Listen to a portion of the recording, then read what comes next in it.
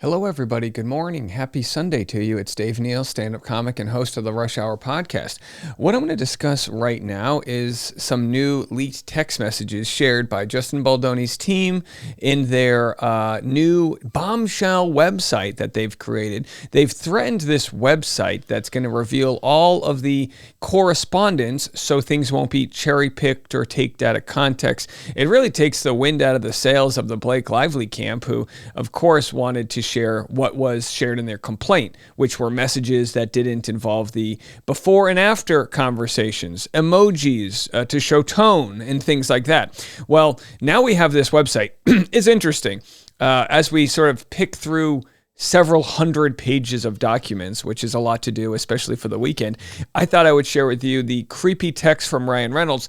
But something that's actually really interesting is Deadline, the website, of course, Deadline, known for Hollywood news, their take on what they're calling extremely one-sided. I don't know if sharing information is extremely one-sided, but here is the, excuse me, right there. My graphics. Here is the website, which is going to, they say, oh, it's super elementary. It looked like it was made by some student in the 1990s. But I think that's the point. I mean, what do you want? A Squarespace template? You want like weird photos in the background? This is the raw stuff. This is it. This is unleaded complaints right here. Amended complaint in the timeline of relevant events. When you click on the timeline of relevant events, you get the 168-page document, which we are going to work through. When you go back and click through the amended complaint, you just get updated. And you might say, well, why is this important? It needs to play out in the courtroom. Sure, but also, who fired the first shots? The New York Times, in coordinates with Blake Lively. They got their side of the story out. And to get Justin Baldoni's side of the story out, they feel like it's going to be an incredibly long effort, and it's going to involve people reading for themselves everything that's shared. So I'm going to share these text messages with you, and then after, I'm going to share this article, which in part accuses Justin Baldoni of being extremely one-sided. Now, of course, Justin Baldoni's there to protect his innocence, not hers. So that's no shocker. But does Justin Baldoni's timeline miss any big accusations that she has against him? If it does, please let me know, because we want to be fair. So say she accuses him of like kicking her dog, just using a random example that's not in it. Well, then if he addresses all these other things but doesn't address kicking her dog, then you say, oh, that's interesting. We want transparency, and I think it would benefit him and his team to be as transparent as possible. What we shared yesterday, a bombshell story which went super viral on our page. Thank you so much for all the new subscribers. I'm still in shock over it. You guys have really outdone yourself. Over 105,000 subscribers. We had 80,000 last week. So incredible stuff. But either way, when super viral, sharing how it looked like she distorted a conversation where he claims he did not give consent to his partner when he lost his virginity, which would have meant that he was the victim there. And Blake Lively's complaint made it seem as though he was talking about how he did not accept consent. So again, the complete opposite of what he was trying to get across, unless there's any other evidence. But, you know, if you're Blake Lively's team, put your website together. That's all I have to say is like, I'm not here to hide any information. Put your website together. Go out there, get it, get a Wix account, do whatever you need to do. You can use a Facebook group page. Who cares? Just put your side together. People will read it. So let's get into it. Here it is. There's a 224-page document. I'm not gonna get into this. Not right now, at least. Maybe during the week, if we have a rainy day, we'll get into it. But I've got my family in town. But here are the text messages, new ones that show Ryan Reynolds kind of setting the tone for having conversations that might be considered not workplace appropriate. Again, I'm the type of guy, I'll have a conversation about anything with anyone. I'm an open book. I have beat the hell out of the shame out of my body. But if you're going to be Blake Lively accusing Justin Baldoni of being creepy, I think it's fair if Justin Baldoni shows the tone in which they set the conversation. You know, when I do stand-up comedy, I will alter my act based on the tone of the room. If I'm in a room with a lot of white hair, no offense to my older generation, I might not make a joke that I would make with a room full of, I don't know, little, I was going to say millennials, but millennials are getting old, with, Gen Z. They're going to be, I'll do a TikTok joke for Gen Z, but I might not do it for an older generation. And it doesn't mean that they wouldn't get it. It's just you alter the room. If I'm doing a show in a bar, I might swear a little bit more than if I'm doing it at a sober living event. Although, to be honest, sober living audiences have proven to be the best audiences in the world, because people that have dealt with addiction and dealt with pain and abuse and things like that generally have a good sense of humor, because that's a way that a lot of people cope. I say that all because what I'm about to share with you is perfectly fine for me. Perfectly fine for me. But again, I'm also not accused of sexual harassment by this guy's wife. So Justin breaks the conversation open with Ryan Reynolds, first time talking. And again, these texts are kind of blurry in the document. It's a large document. Hey, Ryan, Justin Baldoni here, the guy who brought his little baggage for this meeting with your wife. I asked Blake for your number well over a month ago and have wanted to text you for a while now, but wanted to text you for a while now, but my good old nerves got the best of me. Emily, his wife, and I have a very small circle we have out in the country, in Ojai, and pretty much just hang out with each other. We've known all our closest friends for years, and I don't really have any close female friends that my wife isn't also friends with, let alone married ones. And so I guess this is just an awkward text to say, I'd like to be friends. I'm happy there's no check yes or no box. I think Justin claims to be on the spectrum in one direction or another. I don't know which direction, or if there is a direction. But this text message to me is so normal. I would send the same text message. Hey, I'm an idiot. Do you want to be friends? I don't know how this works. We're adults. Like, name me an adult out there who doesn't, it's weird, right? You're friends with who you're friends with. Will you be my friend? You want to go? You're kind of cool. Do you think I'm cool? Blake also spent and again, this is also Justin Baldoni disarming Ryan Reynolds, of course, because he's like, all right, I've cast your wife in a romance film that also, I say romance, but it's got romantic elements and then it has DV, okay? So we're going to be intimate. Obviously, Ryan Reynolds read the script, even though Blake Lively didn't read the book. I'm assuming they read the script, and he wants to disarm. Blake sent the sweetest message to my wife, unprompted, saying something similar, which just made me respect her and your union even more. I've been a supporter and admirer from afar of both of yours for years. You are in a class of your own, and I so appreciate the way you move. And again, so it goes, and it's a long, nice long text message there to Ryan Reynolds. Let me know if the offer to move in still stands. Okay, so they're joking. Fun stuff. So Ryan Reynolds responds, hey, Justin, sorry for the delay. And by the way, this is so far so relatable. When someone sends me a long text message, I might respond 2 weeks later because I'm like, oh my gosh, I got to respond to this. Or if I get a voice note, I'm like, I'll never read your voice note. I'll never listen to it. Hey, Justin, sorry for the delay. I've been in a writing cave and the girls are sick again. I'm told they have an immune system, but it's in beta testing. All right, so clear jokes here. What a loving and generous message. Thank you. We're both looking forward to getting to know you and your family better. We're also big fans over here, since before we met and more so after. You've been a wonderful collaborator with Blake, and that means a great deal to both of us. Being a stand-up person is everything, and you've been just that since day one. Thank you. You've hit the jackpot with Blake. She literally passes on every film and every filmmaker all the time. But one thing I know, and I speak from a deep wellspring of experience here, having her in your court behind the scenes as a creative is invaluable. I'm certain Taylor Swift would say the same. I'm thinking they're talking about Taylor. I don't know. I'm adding that. It's a win for us, and also how to kill us when we can't. Hold on. Oh, wrong one.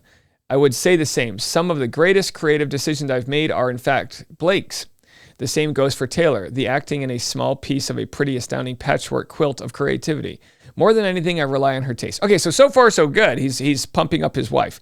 Far beyond movies, I rely on her taste for all aspects of my businesses. That multidimensional creative output is something I can see in both of you. I'm excited for you to work together. I'm excited for Blake to crack open her creative piggy bank with someone as dynamic as you. This is going to be incredible. And thank you for understanding what it means to me personally to have my family reunited as soon as possible. Nothing means more to her either. I can promise you we're hardwired for keeping our family together. It's how to win us and also how to kill us when we can't. We never split up, ever. It was a huge thing for us on the film. I tried to push our start date, but Marvel blocked studios like last July, and Taylor filming was linked. So that's a different maybe movie they're working on. So far, I mean, now if you're going to argue that Ryan Reynolds is the jealous type who doesn't want his wife away from home, then you could start to see that. But also, I think this is fair to say we are, any way we can, we try to keep our family together in an industry that usually pulls families apart. I get that. He says, timing was leaked. I've been frantically smashing out my third pass of the script to address structural changes, but mostly to get our budget down and shorten the shoot so I can fly back with the girls when school starts. We see and appreciate that you already moved significantly to make it work with her schedule because of the film she's already committed to, which thankfully she was able to gracefully pass. I don't know what that says. Punt. She tried before, but didn't share how hard. All this to say, I've had your line producer's face tattooed. Okay, the line producer is the person who takes, producers are in control of the money, the financial ones, and they set the shoot up so that they can afford to. All right, well, we need to shoot at this bar, but we can only get on Tuesday. Well, we need to shoot at the cathedral. We have to do that on a Monday. So they work the schedule out. But he says, this is the creepy part. All this to say, I'll have your line producer's face tattooed to my perineum, which is the area between your butt and your butt and your balls. For men, for women, you get the point. Okay, perineum, the gooch is what they call it. It taint, because it taints your ass and it taint your balls. Okay, you get it. All right, it's a Sunday, the Lord's Day. But the Lord created the perineum, which is very stretchy. Apparently, I've learned having babies. If I didn't have a baby, you get the point. I did help deliver the baby. I caught the baby. I didn't drop the baby. Did I catch it? It slipped. The baby slipped through my hands as I gave it to my wife, but it did not hit the floor. If it was a football game, we would call it a catch, not a fumble. I did not fumble the baby. Completely understanding how big of an ask that is. So what he's saying is, I will, and again, obviously a joke, I will tattoo your producer's face to my taint if they can figure out how to start 2 weeks earlier. That is a jokingly way of saying, I'll do anything if you can get this thing to start 2 weeks early. Now, is Justin able to do that or not? I'm not sure as of now. But the perineum is one of the most nervy parts, he says, again, of the body. But the perineum is one of the most nervy parts of the human body to expose to trauma. Well, take that to your Tuesday night trivia, folks. Which is one of the most nervy parts to expose to the human body? Perineum? I've learned that from Deadpool. Looking forward to seeing you, and thank you again for all you're doing. I hope to adore you. And then he responds. So that's the text. Baldoni and Reynolds exchanged text messages expressing mutual respect. Now, is that a huge deal?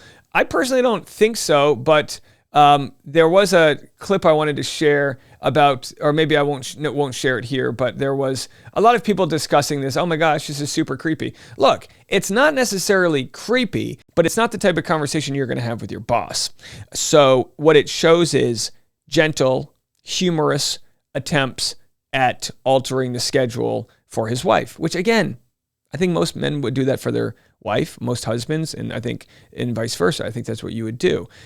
You just can't hate on Justin if you don't get your way. And I think some of the things that went down here is initial attempts to kind of, you ever have someone that you meet and they kind of grab their hand behind your neck, and it's like lovingly, but you can also feel there's like a slight, and you're like, am I a puppet for you right now? It kind of starts to look that way, where Ryan Reynolds is a big deal. He gets big movies made, and a lot of mouths are fed because of him. A lot of mouths are fed because of him in the world of his agents and the producers and even gossip magazines and things like that. So you have to understand there is a real clout that comes with him. And if you're Justin Baldoni, if you can, if it doesn't affect your bottom dollar, switch things around. Even if you take a little bit of a loss, you probably switch things around. But these films that don't have a huge budget, things are set in place. You move one thing, you got to move 7 others, and sometimes you just can't do it. So I don't blame Ryan Reynolds whatsoever for what people are calling these creepy text messages. With that said, I also then wouldn't blame Justin if he responds with any sort of what they deem as creepy text message. It's like, all right, well, Ryan had one. If Justin has one, I guess that they nix each other. And again, what we saw from some of Blake Lively's text messages were talking, there was some references to shoving things up someone's butt. Again, all jokingly, I can take a joke, I know humor. But when you set that sort of tone, And also, the film world does have a very blue-collar tone, very like fisherman with foul language tone. That's just the world of filmmaking. What you see on camera is different than what's going on set. It's generally a very open book place to be, where people will say whatever word they want to say. And I'm not saying that workplaces should be that way. That's just the tone of where Hollywood has come from. And I think they've cleaned it up a good amount by having these workplace harassment meetings and things like that. So here's another instance, March 29th. And again, this is shout out to Citizen Journalist on Twitter for really parsing through all of this, because there's a lot. But this is Justin Baldoni talking to the wellness coach. Now, Blake Lively accused Justin of fat shaming her. That was like the first like sort of non-sexual harassment claim. I think sexual harassment claim, if they are fake, would be like the final weapon, because she's not going to claim he, R-worded or anything like that. That's not a claim. The claim is he went too far. And this is the initial claim. Justin texting the wellness coach. Blake is breastfeeding and had to take antibiotics for strep, her second round. Could you recommend a probiotic gut rebuilder? I can send her, establishing some goodwill. I'm telling her about you. A wellness coach says, of course. Oh, no, poor thing. She will want to take the trifecta, blah, blah, blah. This is super important as it will mess with the baby's microbiome too. We used to use a baby probiotic that was powder form that you would mix with a tiny bit of expressed breast milk, make a paste with it, and put it directly on the breast so that when the baby was breastfeeding, they would take that probiotic too. I can send instructions. Yeah, we do that with vitamin D. You put a little vitamin D on the nipple, the baby gets the vitamin D. I mean, that's the world we live in. Listen, boobs can be creepy. Absolutely. They're also glands used to feed your child. It's a giant straw from the mother to the baby, right? So it's only creepy in the tone in which you're talking about it. If you're talking about someone's boob because they are breastfeeding, and again, it's all about that tone, right? So Blake Lively herself asked for the contact info for the wellness coach with Justin Baldoni. So happy you're feeling better. There are some amazing gut health protocols that help after antibiotics. I can send you if you're interested, but I'm sure you have a ton of that stuff. She said, please, literally just off with a doctor now about that. This is my redacted, so my body is all out of whack. I'm sure it's, whatever redacted is probably just some health words. Would you want to do so he sets up the meeting. She says, thank you. Sorry, been on Zooms. Thank you so much. Hi. Group text, do you mind passing along her number, says Blake. I want to be sure she's not waiting on me. She said she left you a voicemail. Blake said because she wasn't in my contacts, it didn't ring, just went straight to voicemail, but we connected. She's incredible. Thank you again so much. So there it is. So good conversations happening. Now, again, there might be more conversations about the weight issue, which I don't know of. This is just stuff we're going to be looking through. And there is a lot. I want to jump ahead to TMZ reports on this new website that comes out. And they're told that Justin's motivation is simple, refuting Blake's claims. His team's not making money on the site, but it's a page for fans to access all the legal documents that are already public. And what I've learned from covering other court cases is it's a good way for Justin's legal team to find new defenses, right? So if they release 200 pages of things, sure, they can go over it, cross your T's, dot your I's, but there's always something that somebody online finds. I'm looking at you sleuths out there. They always find something. Tomorrow, I'm going to discuss what New York Times has to say, very derogatory words about the internet sleuths getting this wrong. But internet usually gets it right. They do a lot of research. Again, once in a while, they'll find the wrong person, and it's like a mob. You have to like sort of curate the chaos. But here's Deadline's response. Justin Baldoni puts up long threatening website to rebuke Blake Lively's harassment and smear campaign claims, reveals gushing text from Ryan Reynolds. So is this a fair title? Was anything that Justin Baldoni put up threatening? It was really just the truth, right? So they say Hollywood can't get enough of the ever-escalating war of accusations, media bites and court filings, and the harassment and retaliation claims over what went down. With a couple days until the first hearing in the multi-pronged matter before a judge, crisis PR boss, and attorney have made good on their long-boasted threat to put everything up online. Despite promises of full transparency, the much-vaulted site merely contains the first amended complaint Baldoni's team filed Friday in the January 16 $400 million defamation extortion case against Lively and Ryan Reynolds, and a text message-rich timeline of events in the It Ends With Us saga. To say it is underwhelming and blatantly one-sided is an understatement of the obvious. So I don't know how fair this sort of characterization is of the website.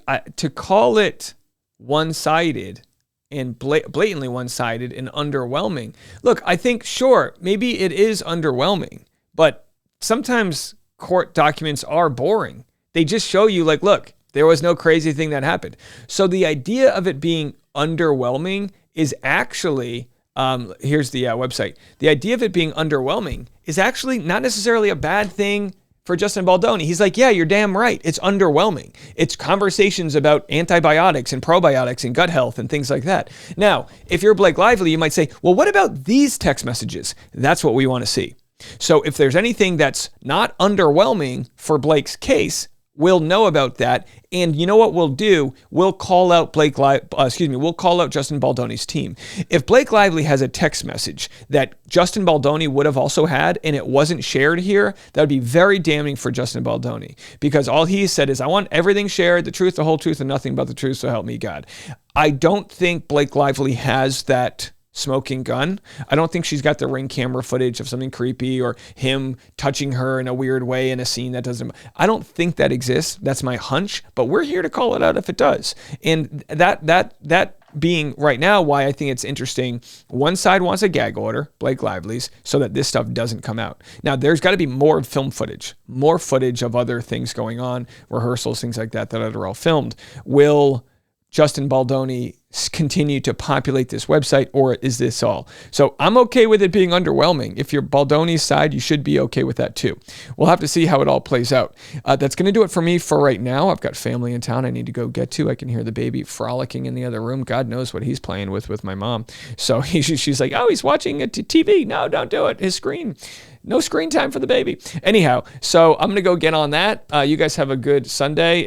We don't have any Super Bowls today, so it's a nice quiet day on the internet, and a link in the comments section. Or you know what? I have this link on our Patreon, patreon.com/Dave Neal, if you want to catch that and join our private membership community. Otherwise, we'll catch you tomorrow. Lots of content coming tomorrow. Make sure you're subscribed. We'll have the Rush Hour podcast up first thing in the morning, which is going to have information on New York Times refuting a lot of these claims, which I don't know if that's a good look for the New York Times to go after the public. Subscribers are already low enough for them, so we'll get into that story. But enjoy the rest of your day. I'm Dave Neal. Have a good one.